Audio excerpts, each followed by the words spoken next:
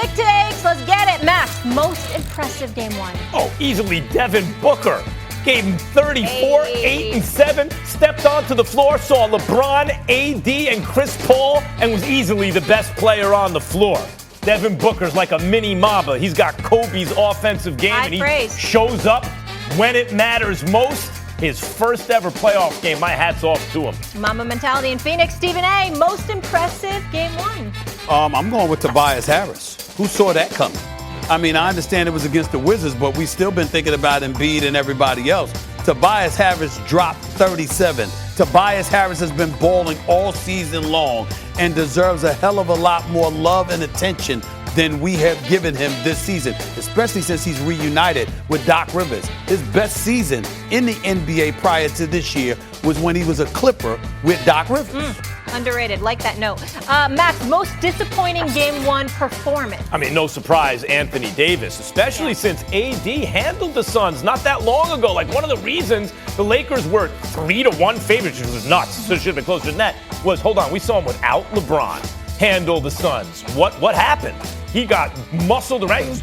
Ayton was too strong for him. AD wasn't hitting shots. He wasn't being aggressive. That was not Anthony Davis. That's easily the most disappointing performance.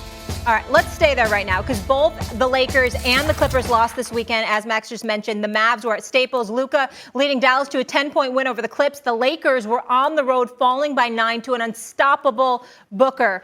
And now we bring in Kendrick Perkins. Big Perk, good to see you always. I like the blue. I will get to you in a hot second, sir, and I know you'll be with us for a minute. Stephen A., I'm coming to you here. Which LA team can least afford to go down 0-2? Well, before I answer that question, I want to say Kendrick Perkins. I like the blue too, but you wear a lot of white shirts. I would like to see a little light blue shirt up in there to sort of accentuate the blue blazer. I mean, it's just a little tip, okay? Just a little tip, my brother. Police. That's right, okay?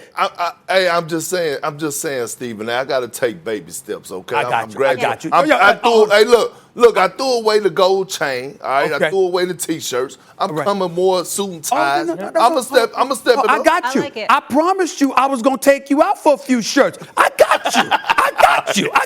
One Me and thing you, at a baby, time. during the finals. We going to do that. I'm going to take you shopping. Now let's go to this. The Clippers, man. The Clippers. Let me tell you something right now. Max, KP, when is Kawhi Leonard going to step up and remind us of what the elite defender it is that he's supposed to be? Last time we saw him in the postseason prior to this weekend, Jamal Murray was dropping 40 in a Game 7. Before that, even though they beat the Dallas Mavericks in the playoffs, was that not Luka Doncic's coming out party in terms of his superstardom when you saw how he performed in the playoffs? And now Saturday, this brother comes out, drops another 30-31 with a triple-double, and now finally we hearing, well, Kawhi Leonard may spend some time guarding him. Well, where the hell you been? The fact is that he's the dude that came to L.A. to take over. He's the dude that said the crown with the New Balance commercial and the convertible is the new sheriff in town, okay? That's him. Clippers didn't show up. Forget all of that. That happens. All right, fine. We look at Paul George and Kawhi Leonard as stars in this league, and Kawhi Leonard is a superstar in this league, not just because of what they do offensively, because they play on both ends of the floor. Paul George can lock you down. We've seen him do it. All right, Kawhi Leonard can lock you down. We damn sure have seen him do it. But against Luka Doncic, the brother giving it to them. And we all know what Dallas is without him. Why would you not prioritize stopping that brother? I'm sorry. The Dallas Mavericks, if the Clippers don't win Game 2, Clippers losing this series. Look, I believe they're going to win Game 2, but they better. If the question is who's going to look worse losing their first-round series, then I'm with you. You got two-way wings, LeBron and Wade, Jordan and Pippen. You get paid to show up now. I'm not even going to debate that. But who can least afford to go down 0-2 is actually the Lakers. They can least afford. Like, Clippers lose home court to a team that gave them problems in the playoffs last year. Lakers already didn't have home court and lost Game 1. And that was with a compromised Chris Paul. Compromise Chris Paul. No, the Lakers are playing in the Suns a better team. And I thought Dallas was going to be better than they were this year. There was, COVID issues and Porzingis injuries as always. The Suns, I thought, were also going to be very good. And if anything, they're even a little better than I thought they'd be. The big question mark on that team was, ironically, their number 1 overall pick. The DeAndre Ayton, who's already pretty good. But that was but how's he going to deal with Anthony Davis? Pretty good game 1. I mean, at least game 1. Forget about how AD will respond. Right now, Ayton looks real. And that's on a team with a backcourt like Chris Paul and Devin Booker, and they already have home court, and now they won game 1? No, the Suns should have never been a 3-1 underdog in this series. 7-5, 8-5, something like that. Not even 2-1. And now they won game 1? Clippers will look worse if they lose to the Mavs, but the Lakers can less afford to go down 0-2 to a higher-seeded team and a better opponent than the Clippers are facing. You know what? You know what's crazy, Max, is that I'm down here in Austin, Texas, right? And I was down here for an AAU tournament coaching my son. And while I was at the gym, a lot of people came up to me and they said, hey, man, why do you pick on Max so much? And give Max a break? And then you come on here talking like this, and I can't help myself. Because for the simple fact is that you, of all people, know that the Clippers cannot afford to go down 2 to the Dallas Mavericks, because you have been on record saying last year if Porzingis didn't get hurt, what did you say would have happened, Mac? Dallas would have beaten them, obviously. Oh, okay, cool. So with Porzingis, and now Luka has the confidence that he has against the Clippers. By the way, everybody's showing the monster highlight dunk that Kawhi did over Cleveland and all that, and I get it, right? But nobody saw how Luka put Patrick Beverly in the dungeon and talked noise and said he's too small, too bleeping small. Luka has the confidence against the Clippers. By the way, the Clippers, they lost 2 games to get the Mavericks. You don't think to get the Mavericks. You don't think the Dallas Mavericks have a chip on their shoulder going in there and saying, hey, this is what y'all wanted? We about to give y'all everything and more? The role players are not scared of them. Porzingis is not scared of them. Right now, the Clippers cannot afford to go down 0-2. When you look at the Los Angeles Lakers, this is the same story from last year. They went down to Portland. They was down game 1. We criticized Anthony Davis. What did he do the rest of the series? He came out and dominated in great fashion. We watched the Lakers do it in the second round against the Rockets when he was going against P.J. Tucker, and everybody was saying, how is P.J. Tucker at 6'5", 6'6", handling AD? He got to dominate the paint. The rest was history in that series. So look, I'm not worried about LeBron James and the Los Angeles Lakers against the Suns, especially with a not healthy Chris Paul. I am worried, and everyone should be worried about the Los Angeles Clippers against this Dallas Mavericks team. First of all, first of all, the Dallas Mavericks team that was unfortunate, had bad luck not getting by the Clippers last year was because of a Porzingis injury. But before that, Porzingis had been coming on. This Porzingis is not that Porzingis. That Porzingis was a better version and made the difference. Luka Doncic is always confident. What do you think? He's going to go into a series not confident? He's always confident. He's always a killer. But he doesn't have the same help from Porzingis, at least going into the series, that he had last year. And meantime, yes, Chris Paul is compromised, but you, as much as anyone, have been banging the drum about the effect he'll have on DeAndre Ayton. Looks good so far.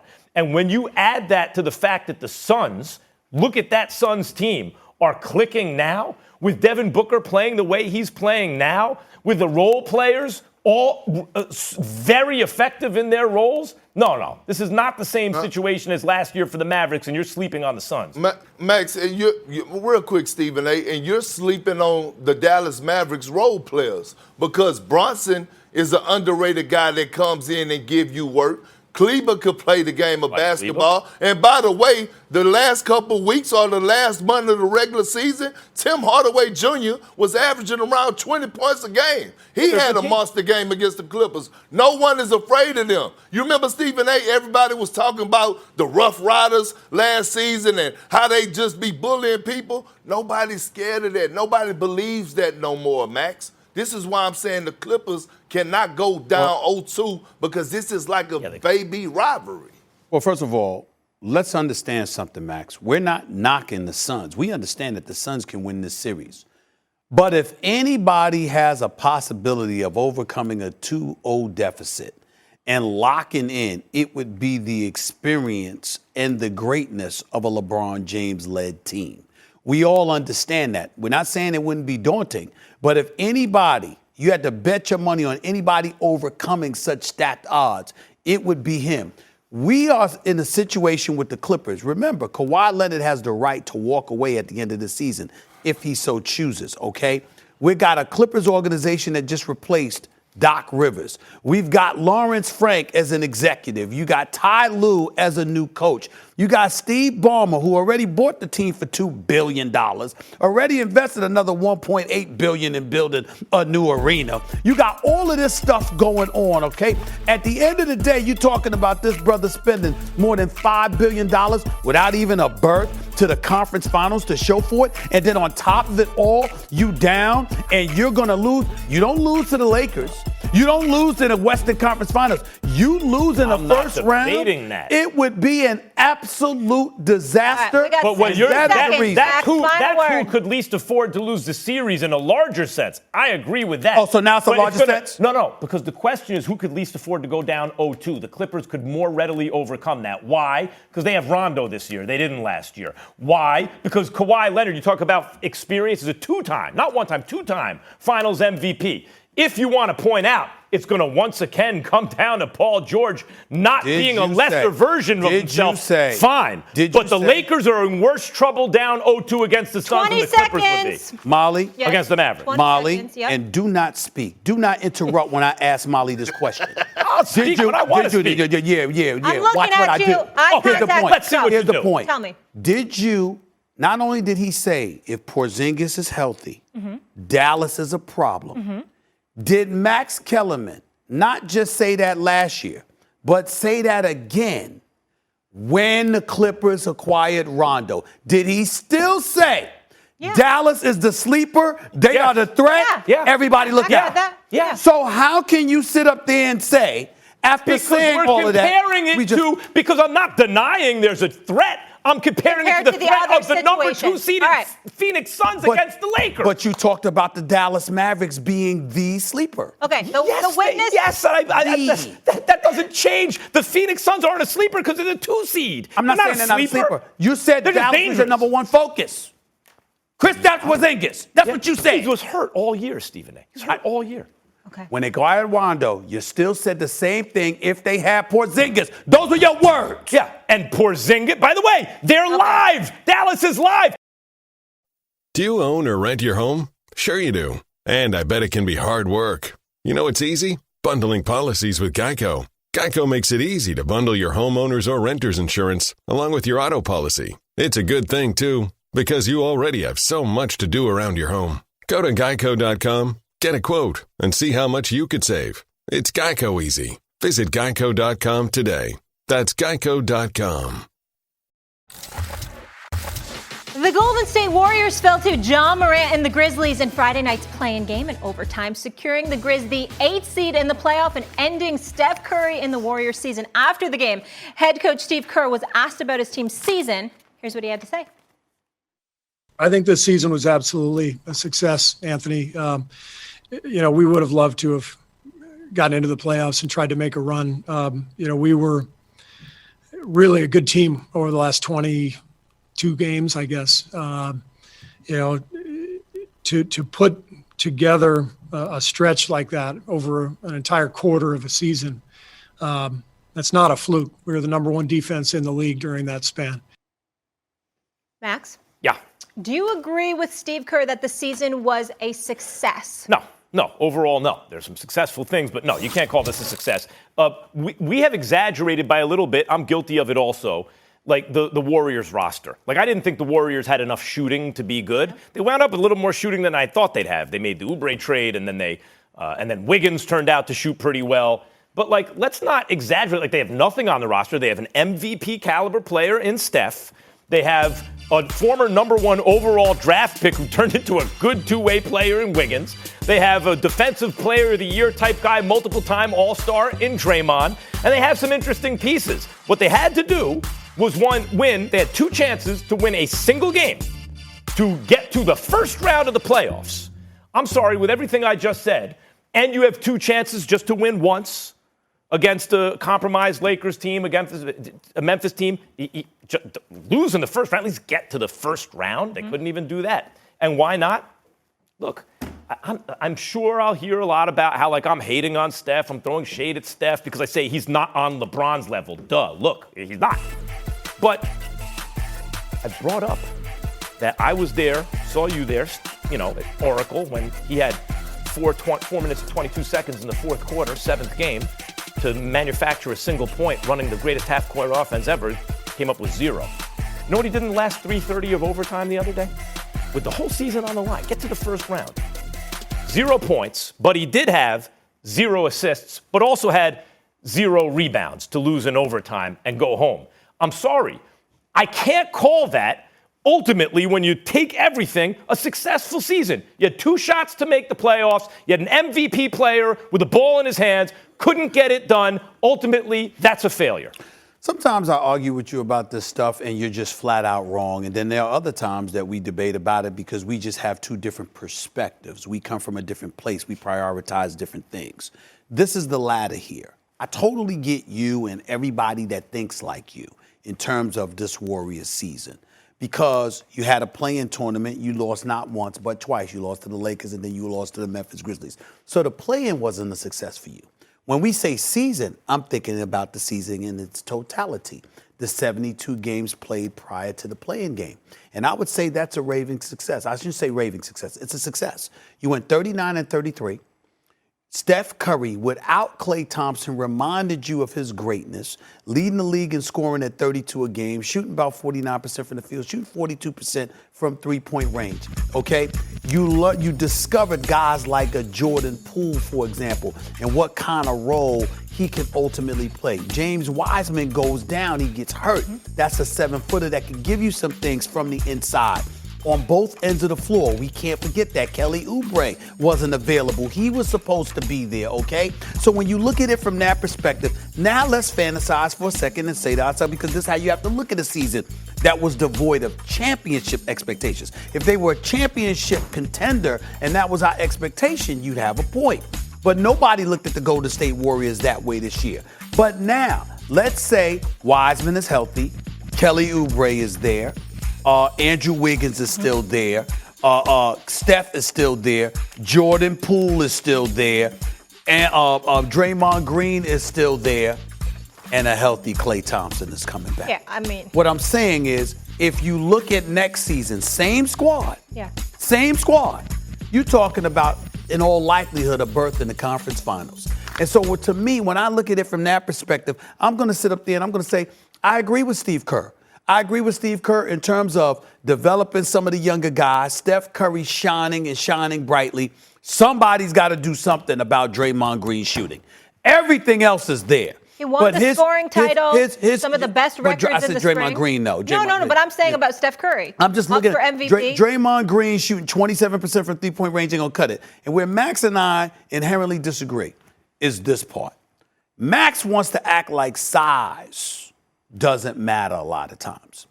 We made a big deal when a Spud Webb or a Nate Robinson won the slam dunk contest. Why? Because they were miniature and did what they did. Whereas when Dwight Howard, even though he won a slam dunk title, when he put on a Superman cape, it wasn't that big of a deal to us. Like time to respond to because that. he's 6'11". He's 6'11".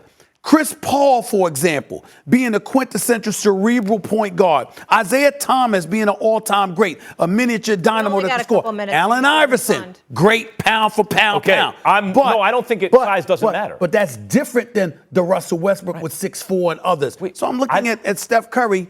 You bring up what he couldn't do in 3 minutes. I'm thinking about the fact that he finished with 39 and he had no help. I'm not saying size doesn't matter. If anything, you're pointing out that it does. That you can't be the best player in the game at Steph. You can't be on LeBron's level at Steph's height because pound for pound you can be, inch for inch, but overall you can't. So what that tells, but I'm saying overall influence on championships. So that's why I point out Kevin Love and Kyrie had to get hurt to win the first one. You lost the second one, then you added KD. Like, what I saw from Steph in the final game and what I see on this team is the number one success of the season is you developed Andrew Wiggins. Either you can keep him and trade the draft pick, Minnesota's draft pick, and Wiseman into something great maybe, or maybe you package Wiggins too. But what I saw from the Warriors is they're going to have to do something to bring in a player better than Steph, taller maybe, if they want to get back to being a dynasty. Hold on, whoa. Are you saying that Klay Thompson coming back with this squad wouldn't be enough for them to win a championship? No, they wouldn't win a championship. You don't think they could win a championship with Klay Thompson back? I think they'll come a little short, yeah. Let me tell you something. The Golden State Warriors with a healthy Klay and a healthy Steph. They're going to win it next year? I might pick them to win it all. Oh, good, do it. I might pick them to win it all. I might pick the Nets. Max says they can't win a championship when he returns. But he's saying Kevin Durant. You saying James Harden. I'm saying to you, Kevin Durant might be that difference. Okay, you tell me that, I'll stand down. What do you mean? That would be the reason that you would pick him. Oh, sure. KD is the best player on the team. Harden runs the offense. If you take Harden off, they're not going to win. With Harden, they're going to win. The WNBA is on its way back. Playing basketball in a pandemic looks like this. No mask, no 6 feet apart. To put yourself in harm's way is a scary decision. We are dedicating this season to Breonna Taylor. The unity that we were able to experience was something that we won't forget and we can lean on as we move forward. I would do it all over again because it's bigger than me. It's bigger than my teammates. ESPN Films presents 144, presented by Hyundai. Now streaming on ESPN+. News just coming in, according to our Brian Windhorst and Tim McMahon. Jazz star Donovan Mitchell was incensed at the late decision to scratch him from Sunday's playoff opener, and it deepened tensions with the team regarding his recovery from a right ankle sprain. Perk, we know you got some hot takes on the Memphis Grizzlies, so let's let the guys know how you're feeling. In your segment, carry on. Well, first of all, I'm mad that the show has been on for 90 minutes and we're just not talking about the Memphis Grizzlies. But with that being said, the Memphis Grizzlies are going to beat the Utah Jazz in this series. And here's why. The Memphis Grizzlies has been playing playoff basketball for over a month now because of the play-in situation. Ja Morant is relentless. He don't care about who's in front of him. He goes at anybody. Dylan Brooks is a goon. He gets it out the mud. He's not afraid of embarrassment. And look, they just had to go and put a defense to stop Steph Curry. You think they worried about Donovan Mitchell if he plays, or Mike Conley, or Bogdanovich? And guess what? Old big Rudy Gobert. You got your problems, big fella. You got your hands full with big Jonas Valanciunas down low. So be prepared to strap your shoes on. So I have the Memphis Grizzlies winning this series over the Utah Jazz. Carry on. Well, we ain't carrying on from that. We're going to stay right here with that. Before I say anything, a couple of things that I wanted to point out here. Number one, we need to talk more about these medical staffs at some point in time. If Donovan Mitchell said, I'm ready to go, I feel no pain, and I want to play, and then he is not allowed to, then clearly the medical staff of these respective teams have significantly more power than we all realize, which is something I reported weeks ago when we were talking about players, Kevin Durant and them sitting out. And a lot of times players are getting the finger of blame pointed in their direction when the team and the medical staffs are the ones making these decisions and forcing them to sit out. So we need to do that. Number two, Donovan Mitchell, that damn jacket he had on, HBCU Pride, Chicago Playground made that for him. They said, I need one of those jackets. I need one of those jackets. I'm putting everybody's name. It's coming. That same exact Overnight jacket delivery. that Donovan. Now, I don't give a damn if Donovan Mitchell got to send me the jacket himself. Chicago Playground. They the at Chicago Playground. They the ones that make those jackets. Get me one of those jackets. What I'll size? pay for it. Extra large. I need the jacket ASAP. HBCU pride. You're damn right. I need that jacket immediately. That's number 2. Okay. Number 3. Memphis is not winning this series if Donovan Mitchell returns. Memphis is not losing this series if Donovan Mitchell does not return. They say Donovan Mitchell practiced at least 3 days, that he was ready to go, and now he is ticked off. It's a problem, but D-Wade is there. That's his boy.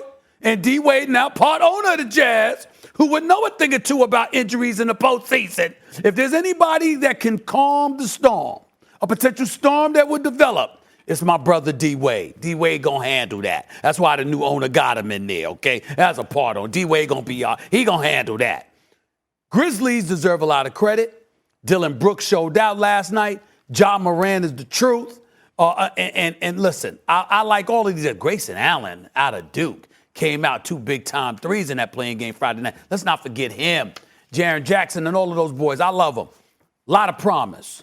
But they should not win this series if Donovan Mitchell returns. And that's what this is real simple. Stephen A. is 100% right about this. It's not the Jazz if Donovan Mitchell's not playing.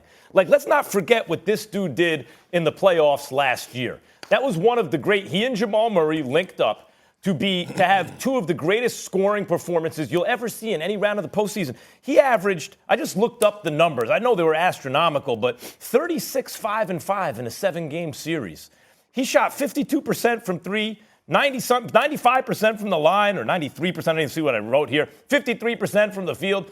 But he had a plus 38 over the course of that series. Like, what'd they lose by? A bucket? How many buckets did they lose by the other night? You think Donovan Mitchell doesn't change that? He is, like, I know Gobert is a really good defensive player, great defensive player, and they have other guys, Conley and different guys. Donovan Mitchell's clearly their best player, especially this time of year. So it is simple. If they don't have him, yeah, they could lose. They probably will.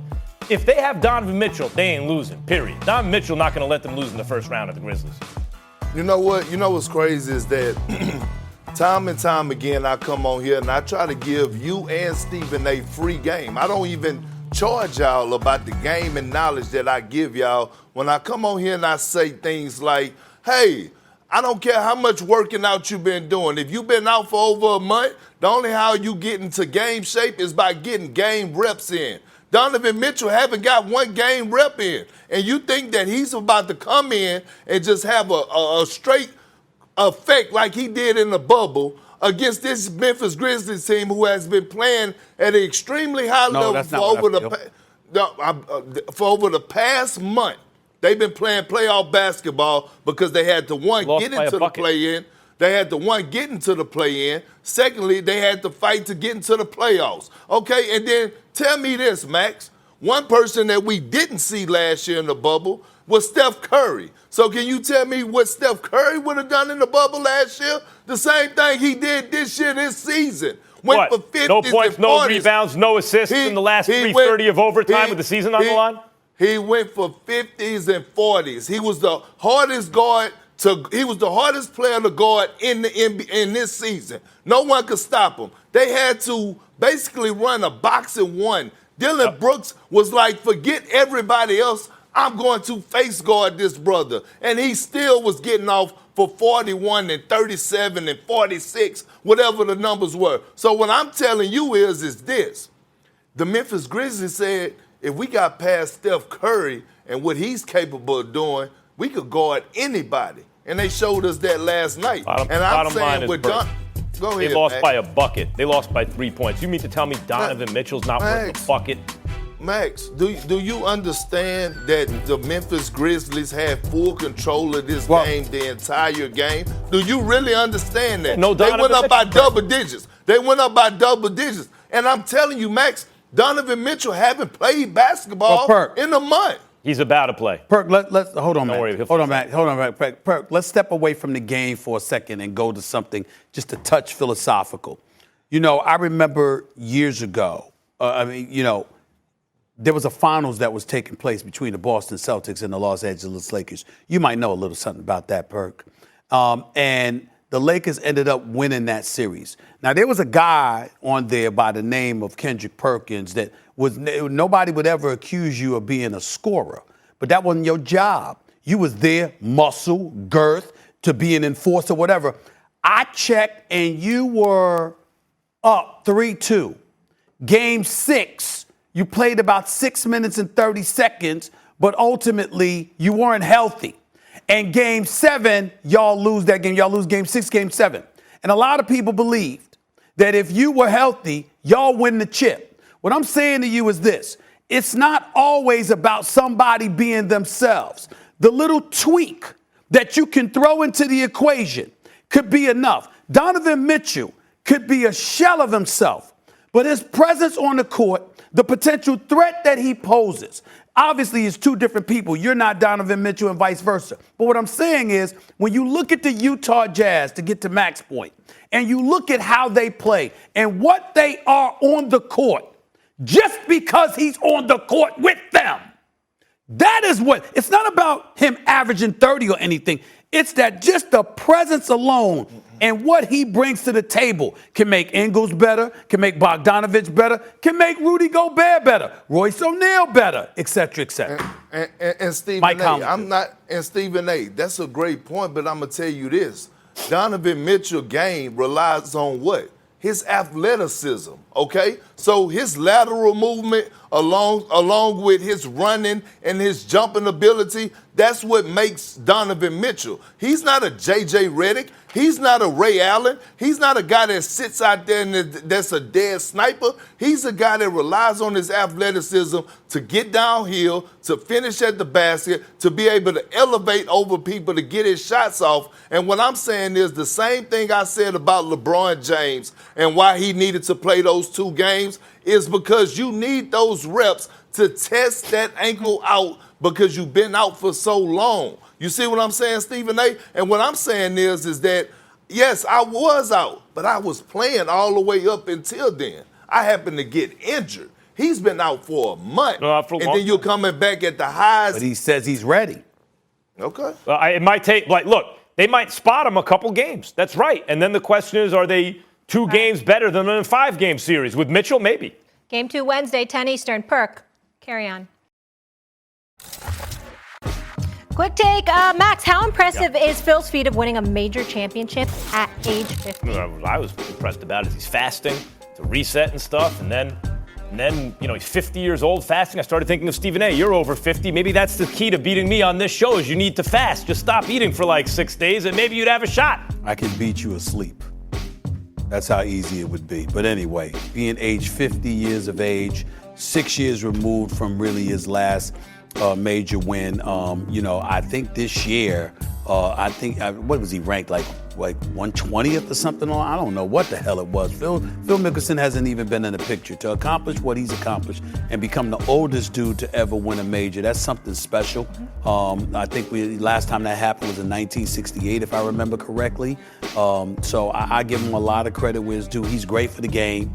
And more importantly than that, watching him do that has you holding out hope that someday Tiger might return. Yeah, exactly. And it's really hard because of the Tiger effect. For the first time, parents of athletic children would put the golf club in their hand. So now it's harder for older guys to win, to me, than it used to be. When guys got into their 40s, they're not playing the same level of athletes that are playing golf now. Tom Brady was all fired up about it, too. I know you love that, man. That was his quarterback. Yeah. That was his quarterback. No question. No question. Fasting and prayer, by the way, powerful combination. The Wizards looked impressive at times in Sunday's Game 1 win in Philadelphia, keeping it close while looking to upset the top seed 76ers before ultimately coming up short. Westbrook finished with 16. Stephen A., should we consider this a moral victory for Westbrook? Absolutely not, because it's Russell Westbrook. There is no such thing as moral victories at this stage and point.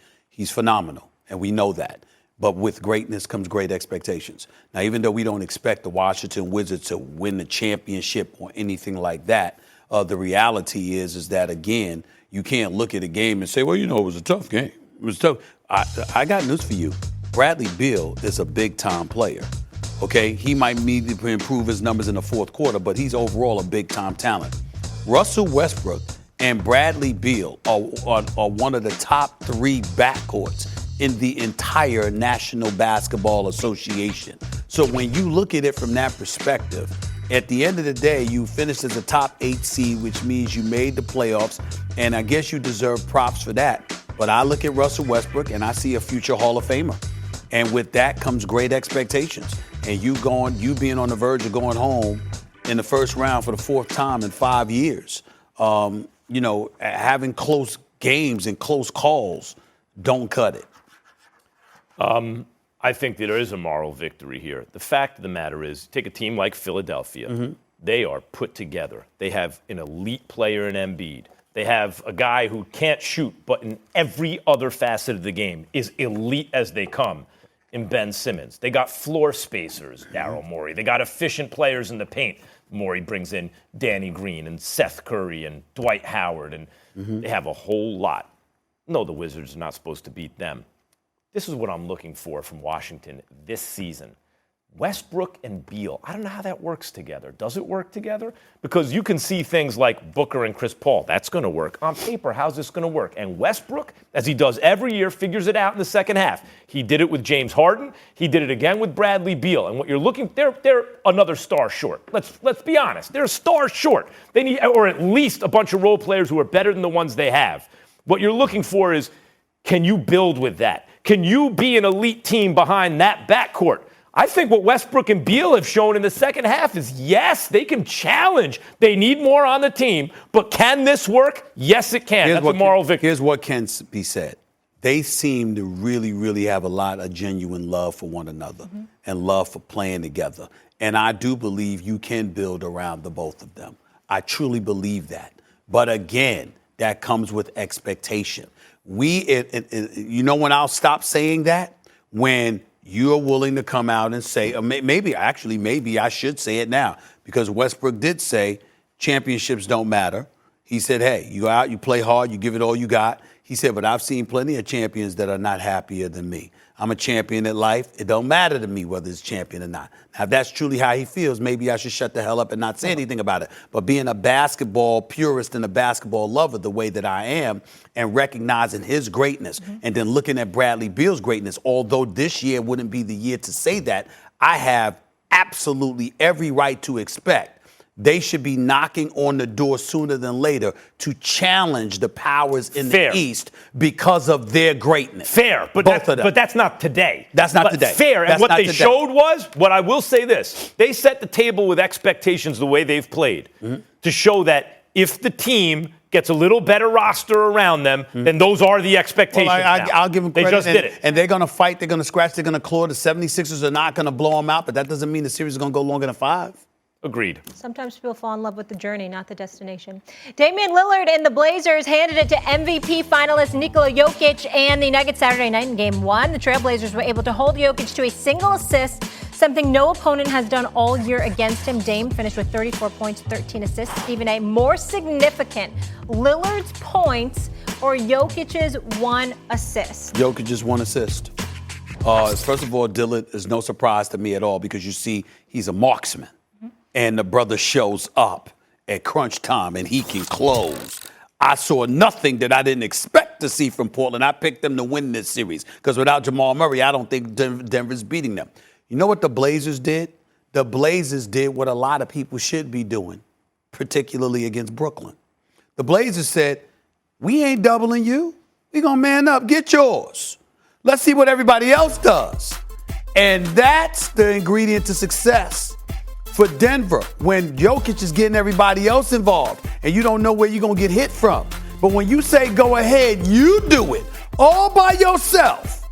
That's a different kind of challenge for Denver to absorb. And I don't know if they're ready to do that. Melo coming off the bench and doing what he's doing, being booed by the old Denver crowd because he used to be a Nugget, putting up 18 points, drilling those threes. Go ahead, Melo. And of course, C.J. McCollum showed up. And, of course, we know what Damian Lillard brings to the table. But the key is making sure we don't let anybody else beat us. And that is what Portland did. I had to give Derry Stotts credit for that strategy. It's exactly what I would have done, and it worked. I'm not debating that point. I don't know if it's about let someone else beat us so much as it is, hey, Jokic, if you're going to beat us, you're going to have to beat us as a scorer. Because as phenomenal as he is, a big, low down, in the paint, and he can shoot from the outside, what really takes his game to the next level is his court vision and his passing.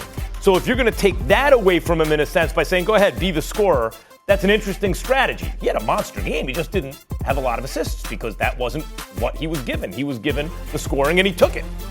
No, the most impressive thing to me is Lillard scoring, because even if you anticipate it, if you say, yeah, I expect that from Lillard, to do something in the, affirmative, you can't just, you could say, well, he went out and did it.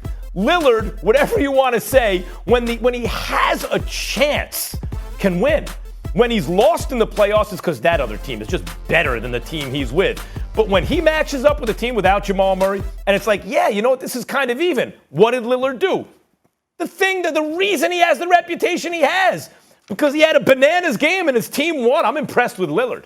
All right, one more, guys. In an overtime thriller on Saturday, the Bucks took Game 1 despite their MVP, Giannis Antetokounmpo, not having his best game offensively, going 0 for 13 outside the restricted area.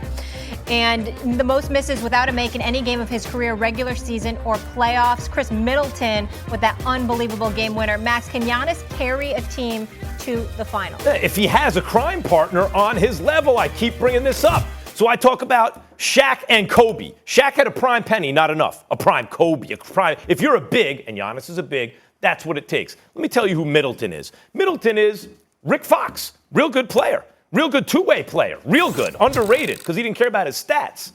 But Shaq wasn't going to win a chip with Rick Fox as the second best player, as good as Rick Fox. He needed Kobe Bryant. Who's Kobe on this team? If you tell me Drew Holiday or Chris Middleton, we're done. There's no Kobe on this team. There's no Dwayne Wade on this team. Shaq looked at Giannis and said, that dude could have Superman. He plays the way I wish I could play, but I wasn't allowed to in that era. He's put up those kind of numbers, Shaq numbers. Who's his crime partner, really? Who did they get him? Drew Holiday's a nice player. Chris Middleton's a nice player. I'm talking about a crime partner. Who's Kobe on that team, Stephen A? That's not on Giannis. Did Molly ask you a damn question about Drew Holiday or Chris Middleton? I recall the question being, can Giannis carry a team to the finals? Yes or no? Not by himself? Yes or no, Mr. Number One Not by in the himself? world? Yes or no? Not by himself? Yes or no? I mean, Not by himself? because you see, here's where you lose talking to me. Because I have no problem with you saying somebody else needs to close.